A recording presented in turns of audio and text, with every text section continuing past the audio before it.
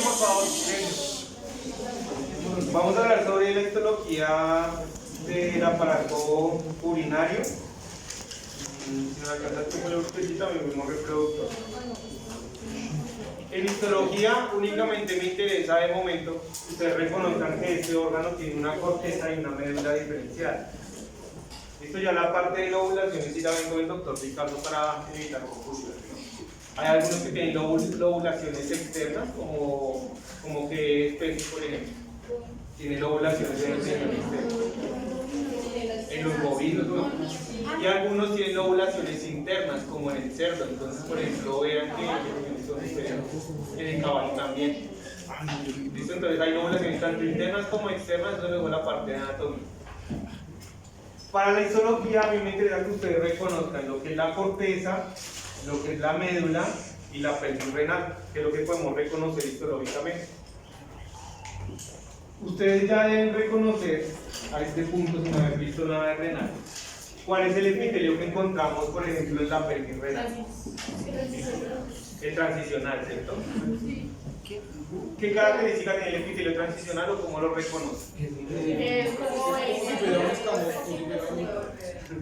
La última capa es los primeros estratificados, ¿no? Es decir, que las capas de células, esta es la lámina basal, únicamente la que toca la lámina basal es la célula más baja. Eso es para que sea verdaderamente estratificado.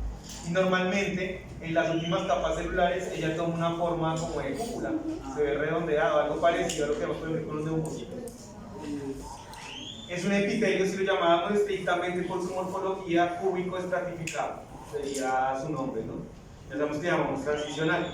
Este epitelio lo vamos a encontrar desde la pelvis renal, es decir, desde esta área, hasta la vejiga, en algunas porciones hasta la misma uretra, por lo menos la uretra más cercana a la vejiga. El mismo epitelio lo encontramos desde la pelvis renal hasta la vejiga. Es decir, también incluye los uréteres y obviamente la vejiga.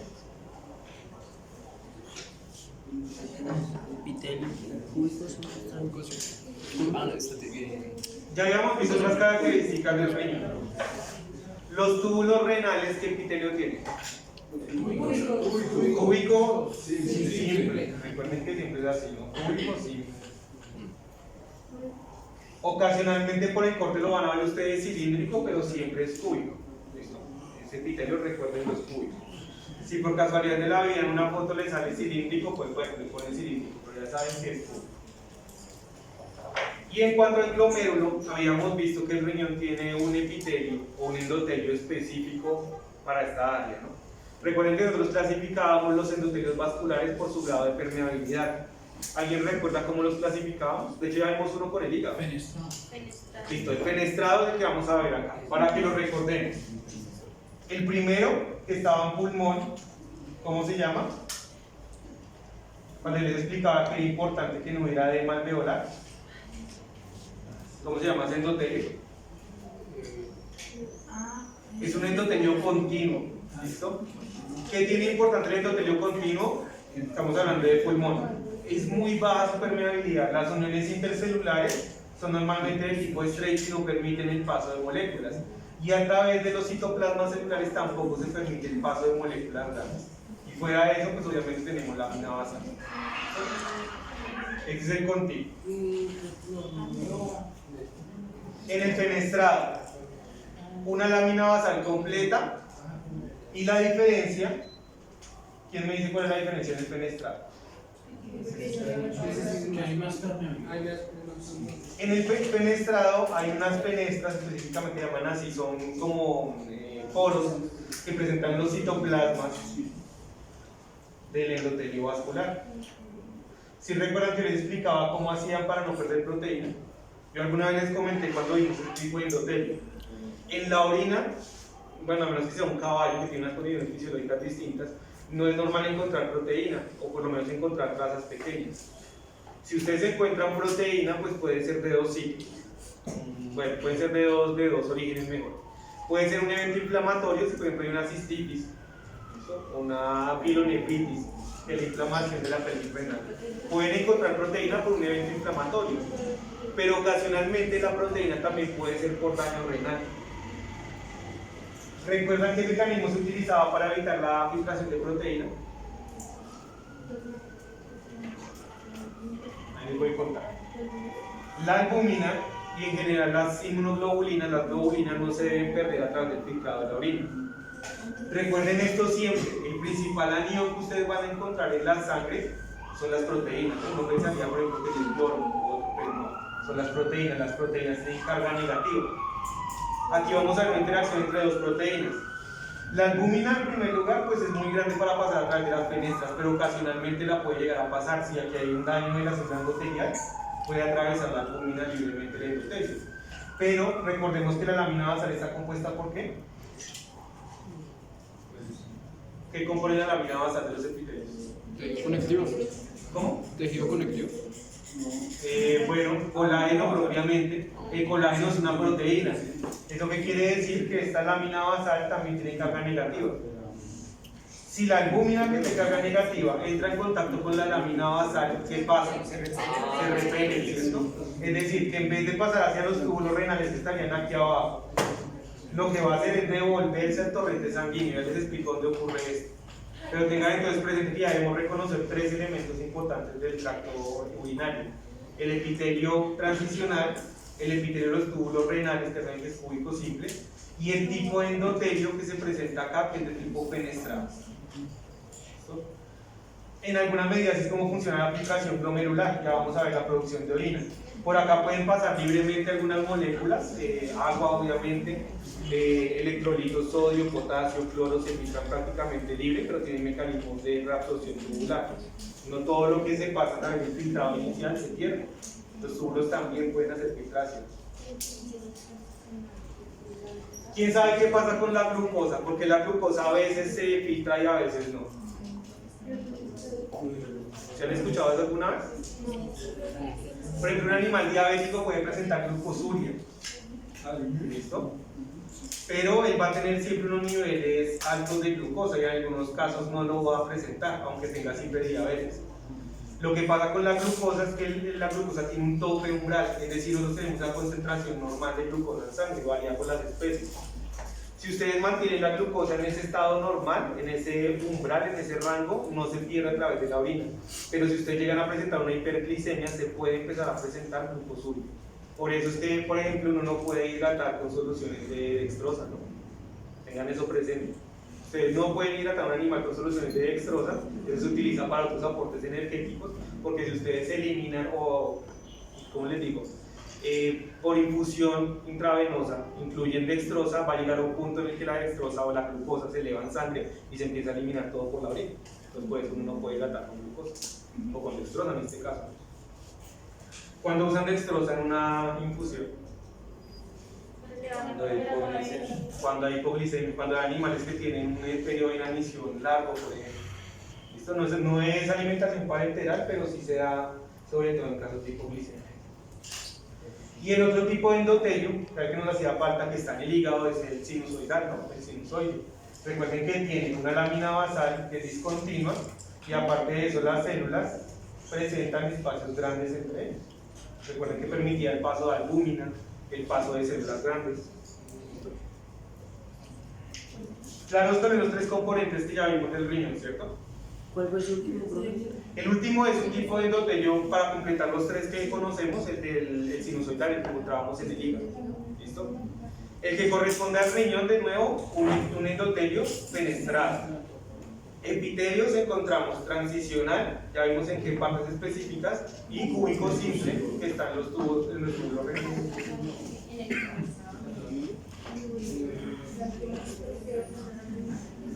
Perdón que se le haga un poquito en desorden, lo que pasa es que tengo esta diapositiva mal puesta. O bueno, miremoslo desde acá. ¿Cómo se llama esa estructura?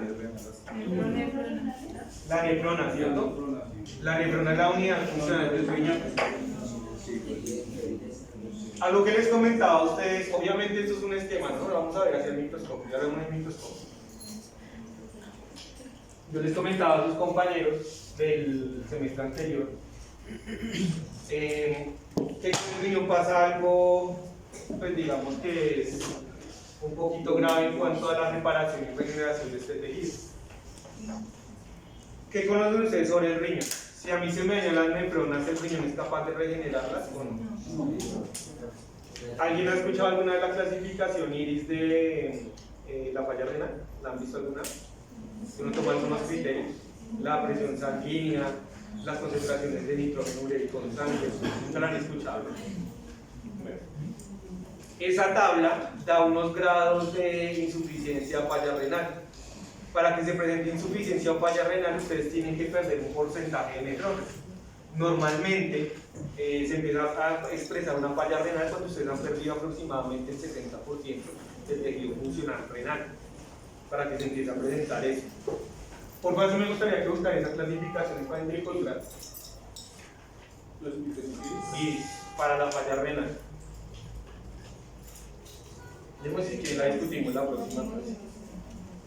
Es más, por favor, me recuerdan y les voy a enviar un artículo de insuficiencia renal en caninos. Una crónica, creo que tengo.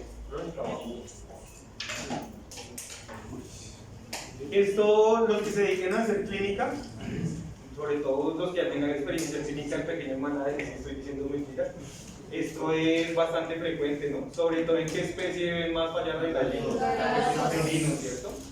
En felinos hay de varios tipos. De hecho, hay hasta enfermedades congénitas. Quita que he trabajado en clínica, la mano. Y han visto enfermedad renal en gatos, ¿cierto? ¿Alguno de ustedes me podría decir cuál fue la causa de la fiebre? La alimentación. ¿Cómo? La dieta. Entonces hubo seguramente cristales, urolitiasis, y de ahí se puede haber presentado. Hay otra, no sé si la han visto los que han hecho clínica, que es congénita, que es una poliquística, en los gatos persas sobre todo. Entonces los gatos, muy comúnmente ustedes van a ver ese tipo de gatos. Profe, por lo menos la hematurias se puede considerar como falla renal. Aquí me hacen una pregunta, que si la hematuria se puede considerar como falla renal. ¿Todos saben qué es la hematuria? Sangre en la orina. Sangre en la orina, pero sangre corroborada, ¿no? Uno puede ver una orina roja, ojo con esto, puede ver orina roja y no siempre es hematuria. Esto no siempre es hematuria. Esto pasa más en grandes animales, pero por ejemplo, en los caballos, yo creo que les ha comentado usted la enfermedad del lunes en la mañana, ¿no? ¿Nunca les había contado la enfermedad? La rabdomiolisis se llama. Cuando los caballos hacen un ejercicio extenuante, esto pasa sobre todo después de las cabalgatas que hacen, que los caballos andan todo el día. Ellos pueden presentar orina roja al día siguiente al ejercicio, pero no es sangre. ¿Listo? Para que determinen que no siempre se mató. Eso es otro cuento, ya les cuento la ranilla. La orina roja debe diferenciarse si es mioglobinuria o si en verdad es hematuria. Lo que pasa es que la mioglobinuria, que es en sí proteína de músculo que se rompe y se libera por la orina, ocurre más en grandes animales. Yo nunca he visto que un perro haga mioglobinuria, nunca lo he visto. Puede que sí pase, de pronto un traumatismo o algo, un accidente puede llegar a pasar. Pero yo lo he visto en equinos, listo, después del ejercicio orinan rojo. Entonces lo primero que debemos considerar siempre es eso, la hematuria, en verdad es hematuria o es otro pigmento, que puede ser mioglobina, ¿no? La hematuria puede estar asociada a falla renal y puede que no tenga ninguna relación. ¿Cómo lo vamos a determinar? ¿Quién me dice una causa de sangrado en la orina? ¿Cómo? Bueno, un trauma, digamos, renal causó hemorragia. Ah, es una infección, profe. Ojo con eso. El sangrado o la sangre que penetra en la orina no siempre viene de los riñones. A veces puede venir de la vejiga. De hecho, para mí es más común ver un sangrado de la vejiga que en los mismos riñones. Por ejemplo, cuando en carcinomas, ahorita que me hablaban de los bovinos, en bovinos los carcinomas de la vejiga son muy comunes por consumo del helecho macho. Todos conocen esa planta, ¿cierto? Sí. El Pteridium aquilinum. En los llanos esto está harto de helecho macho. De todos los que son fuera de Bogotá, todos los que son aquí fuera de Bogotá, ¿quiénes son de fuera de Bogotá? Porque aquí en Bogotá hay helecho macho. ¿Conocen esa planta del helecho macho? ¿La han visto alguna vez? Yo en todas partes donde he ido, pues no es que conozca todo Colombia, pero en todas partes, clima frío o cálido, he encontrado esa planta. ¿Alguien de pronto la puede buscar en internet para que vean la foto, para que la reconozcan? El helecho macho o se llama Pteridium aquilinum. Es la típica que ponen ahí enfrente de esa. No, esa es la Es parecida, pero no. Sí la han visto, ¿cierto? Se llama Pteridium aquilínum, esa es una maleza y crece en todos lados, como yo la hizo en todos los videos en Colombia. Esa patología es interesante porque es la combinación de dos patologías distintas. ¿Ustedes han visto el papilomavirus en bovinos? ¿En alguna especie? Ah, sí. ¿Se han visto el papiloma? Sí. ¿Cómo es un papiloma? Que son como bolitas de como masas. Son como unas estructuras, algo así, que tienen un cuello, son bien pedunculadas y crecen en la piel normalmente. Como las palomas, ¿no? En las palomas también ocurre, en prácticamente todas las especies. Yo la he visto en caninos con inmunosupresión. Ahora que lo pienso, un gato yo nunca he visto papilomas. Yo creo que sí les puede dar, pero no Por lo sé. menos cuando no están avanzados en los estudios de bovinos se puede tratar con el saca sangre y se les aplica el Hemovacunas, eso lo hacen también en pequeños.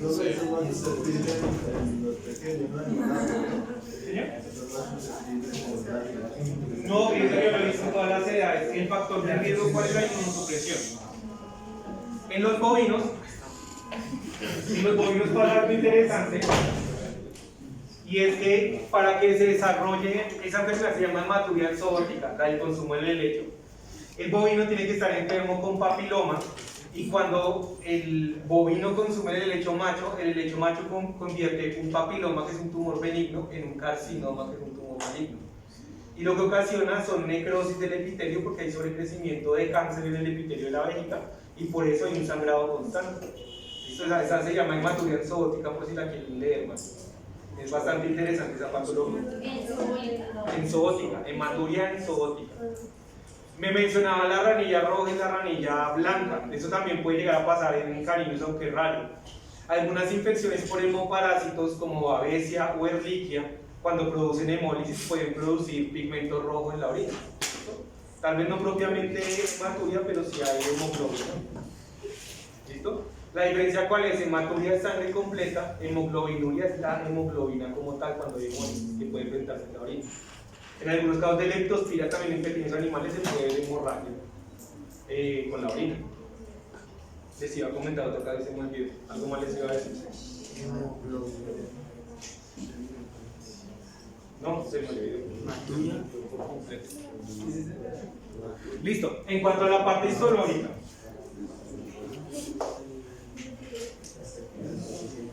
de una vez apréndanse esto. Si ustedes en el corte histológico del riñón encuentran glomérulos, estamos en la corteza. Sí o sí estamos en la corteza. Bueno, a menos que haya una displasia renal o algo así y se encuentren glomérulos en la médula, pero no creo. Y en la médula encontraremos túbulos. De una vez para que no se conflictúe, los túbulos seguramente los vamos a ver de esta forma. Si el corte longitudinal, lo vamos a ver así, con una luz en su interior. Pero también es completamente normal verlos en su corte transversal. Ustedes en los libros van a encontrar que a veces uno puede diferenciar contorneados proximales y distales, los túbulos contorneados proximales y distales, por su tinción. Pero en verdad eso es muy complicado de ver.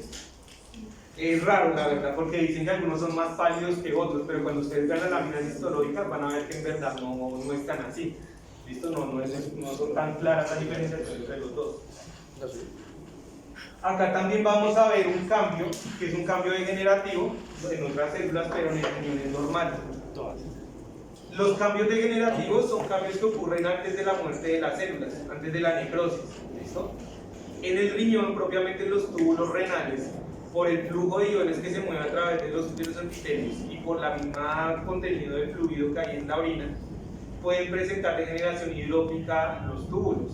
Entonces ustedes que van a ver algunos túbulos, algunos epitelios tubulares, las células son completamente redondas, con el núcleo central y el citoplasma translúcido. Están bajo un estrés osmótico, están llenas de líquido, pero no están muertas las células. En el epitelio tubular es completamente normal encontrar este tipo de hallazgo. ¿Listo? Una especie de degeneración hidrópica en las células epiteliales de los túbulos. Líquido y iones, es lo que requiere.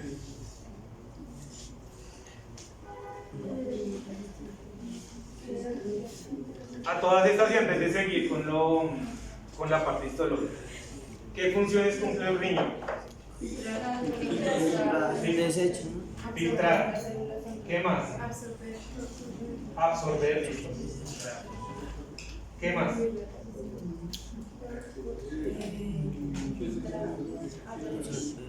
Filtrar y absorber, ya me dijeron. Desechar. ¿Cómo? Bueno, digamos que están prestando la detoxificación y el control del pH, importante esa, ¿no? Por la síntesis de bicarbonato y por la eliminación de iones, sea sodio, potasio, cloro, hidrogeniones, es importante para el control del pH. Regula la presión sanguínea, ¿cómo? Y es lo que ya les expliqué, con el sistema renina-angiotensina-aldosterona. Es un mecanismo de modulación de la presión sanguínea. ¿Qué otra función puede cumplir? Faltan sobre todo dos que son importantes. ¿Qué tiene que ver el riñón en el metabolismo del calcio? Activación de vitamina D, y recuerden que ahí también se filtra o se absorbe el calcio propiamente, vitamina D.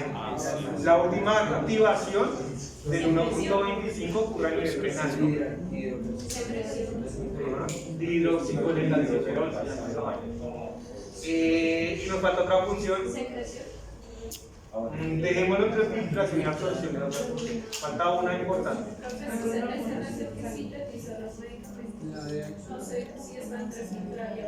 Sí, estaría entre los mismos metabolismos. Los aminoglucósidos son necrotóxicos, ¿no? Algunos antibióticos. Las sulfas también pueden causar cristaluria. Cuando ustedes intervengan un paciente, ojo con esto, con cualquier medicamento, siempre miden las contraindicaciones que tienen algunos medicamentos. Entonces, animales que tienen falla renal, pues en primer lugar no se utilizaría, por ejemplo, la sulfa, porque puede depositar cristales y puede empeorar el cuadro. O como les digo, los aminoglucósidos que pueden tener efectos tóxicos sobre los epitelios renales. Falta una función, que es la EPO. EPO.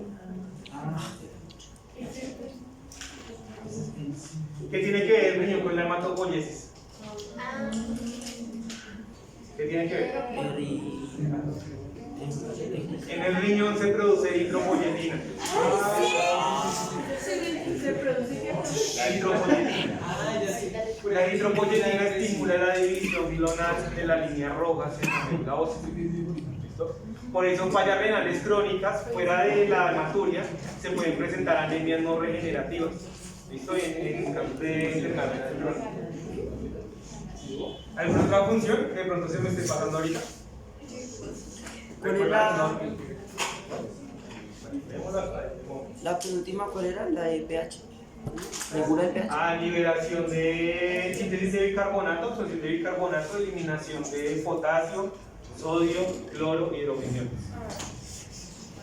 Sobre todo los hidrogeniones son los que interfieren en la regulación del pH.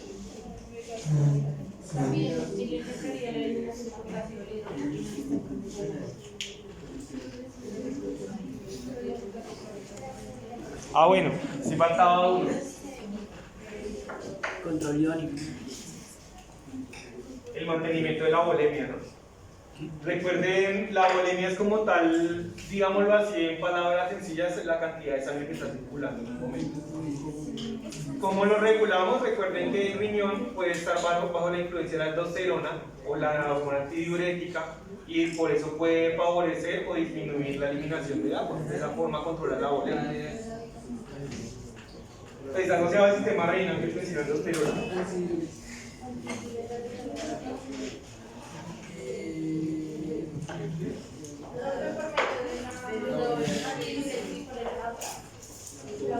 La aldosterona.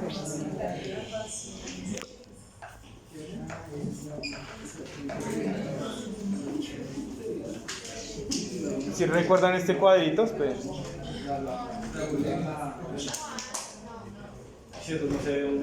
Porque no sé. Pero sí deberían recordarlo. A clase les pregunto. Claro.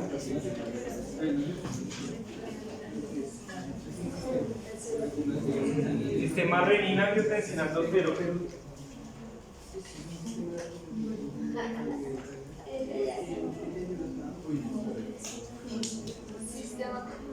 Renina, angiotensina, aldosterona.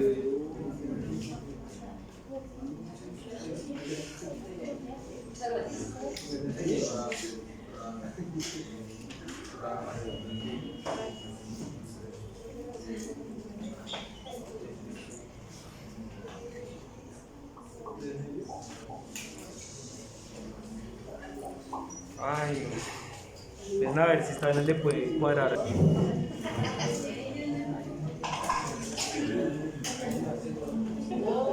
Les presento un glomérulo, creo que lo habíamos visto antes, ¿no? ¿No lo habíamos visto un glomérulo? Se los presento entonces. El glomérulo es la cabeza de la neurona, lo que veíamos ahorita. Toda esta área que ustedes ven aquí, lo que estoy delimitando en este momento, se llama el ovillo glomerular. Ovillo. Ovillo glomerular. Esta parte, ojo porque no es todo, ¿no? Esta parte que les señalé de aquí hasta aquí y de aquí hasta aquí. La parte interna se llama ovillo glomerular.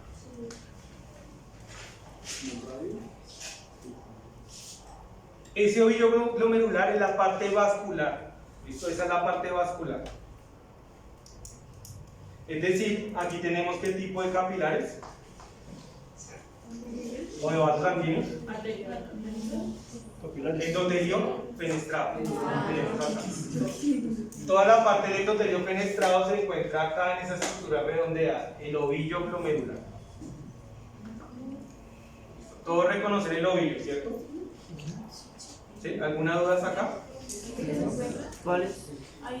Es todo esto, lo voy a delimitar. Ese es el ovillo glomerular. Ya les muestro otros componentes. Esa parte central se llama ovillo glomerular. Bueno, en verdad el glomérulo compone también esta parte externa de las... Pero la parte vascular interna se llama el ovillo glomerular. Aquí hay otro tipo de células, aunque no se pueden diferenciar la verdad de los endotelios. Hay unas células que se llaman mesangiales en ese mismo ovillo. Células mesangiales. A ver, aquí señalaron alguna. Células mesangiales, están señalando este nombre. Listo, aquí está el nombre, células mesangiales. ¿Qué es eso? ¿Qué son esas células? Ya les digo qué es. Las células mesangiales son las que producen la matriz del ovillo glomerular. Es decir, piensen en lo siguiente: todo tejido, todo vascular del tipo que sea, necesita un sustrato, podríamos decirlo, un piso donde establecerse. Las células mesangiales producen la base, principalmente el tejido conectivo, donde se disponen estos vasos sanguíneos. ¿Listo? Entonces ellos producen la matriz, de hecho ahí está, matriz mesangial. Acá está. Este material es el tejido conectivo que soporta los endotelios vasculares. Pero en el ovillo. Dentro del ovillo, están dentro del ovillo. No hemos salido del ovillo, vamos a ir de adentro hacia afuera.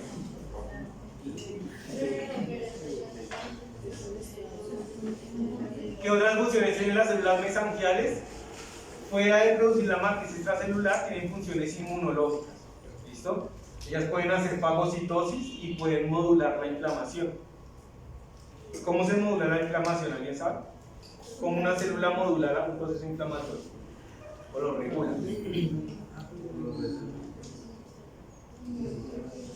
Profe, ¿no es por las prostaglandinas que llaman a las otras células? En verdad, pues dentro de las prostaglandinas hay un grupo de moléculas que se llaman interleuquinas o factores quimiotáxicos.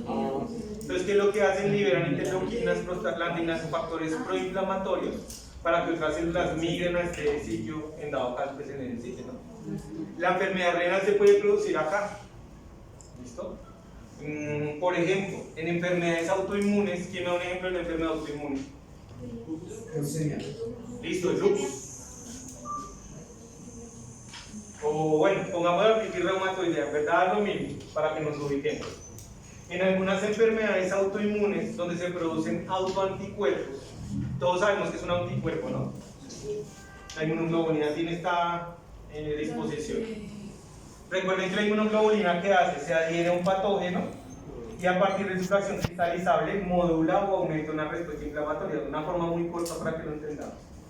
En algunas enfermedades autoinmunes donde se produce una gran cantidad de este tipo de anticuerpos, algunos anticuerpos pueden reaccionar contra los endotelios vasculares. Imagínense que por cosas de la vida se depositaron aquí anticuerpos en una reacción autoinmune. Ese depósito de anticuerpos puede causar aquí una reacción inflamatoria, entonces que causa una glomerulitis, ¿no? Una inflamación del glomérulo. Y esto, una enfermedad inmunológica en la piel, como puede ser el lupus, bueno, que esa puede ser sistémica, digamos la estamos ubicando en la piel, puede llegar a producir de una forma secundaria una falla renal.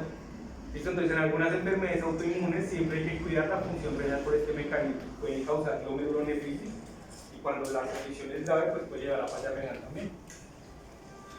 Esto de una forma muy resumida, muy resumida. Entendimos entonces que es el ovillo glomerular, las células mesangiales y el epitelio fenestrado, ¿no? El endotelio fenestrado, que está todo en esta parte del ovillo glomerular. ¿Tienen alguna duda hasta acá? ¿Sí? En el ovillo glomerular. Listo. Lo voy a delimitar con ustedes. El ovillo glomerular es eso.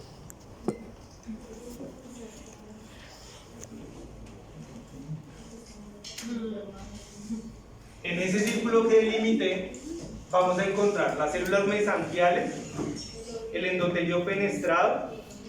Bueno, aquí nos faltaría otras células que son los podocitos, que ahorita lo vemos en un ejemplo. Los podocitos. Ellos ya los habían mencionado, creo yo. ¿Alguien sabe qué es un podocito? Un podocito. ¿Cómo se le llaman también a estas células? Tiene otro nombre, hasta que me acuerdo, se los digo. Los podocitos hacen lo siguiente, fíjense en esto. Ustedes saben que hay algunos vasos sanguíneos que no tienen la capacidad de contraerse porque no tienen músculo liso, ¿no? Pero en la mayoría de vasos sanguíneos hay que hacer contracción. Los podocitos son células que se ubican en la periferia de los endotelios vasculares y ellos generan proyecciones de citoplasma. Lo que hacen es como abrazar un vaso sanguíneo. Entonces, por ejemplo, los capilares que no tienen músculo liso, no tienen túnica media y necesitan contraerse, en muchos casos los podocitos cumplen esa función.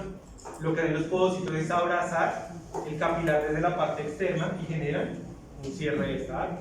Actúan como una especie de esfínteres. Como aquí estamos hablando exclusivamente de capilares en la parte del endotelio fenestrado, es muy común que en su capa externa encontremos podocitos. Acá les digo el otro nombre porque se me fue en este momento. Estas células por histología, por microscopía de luz, la verdad son muy difíciles.